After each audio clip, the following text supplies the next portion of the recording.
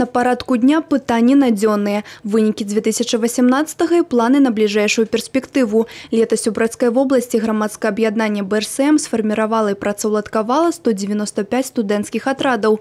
Гэта больш за 2000 чалавек.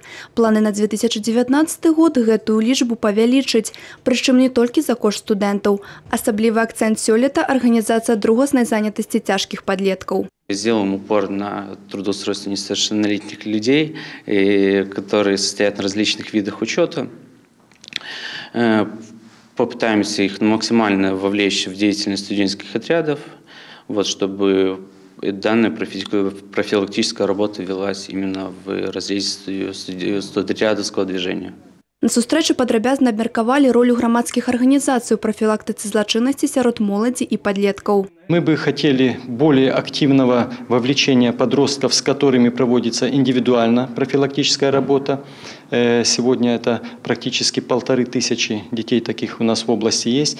Именно эту категорию в первую очередь вовлекать и в трудовую занятость, и при организации культурно-массовых, спортивно-массовых мероприятий, которые районные комитеты БРСМ организовывают и проводят. Для гэтага Саюз моладзі абяцае прыкласці шмат намаганняў. Будучым летам моладзі прапануюць працу ў студэнцкіх атрадах розных накірункаў – сельскагаспадарчага, педагагічнага, будаўнічага і не толькі.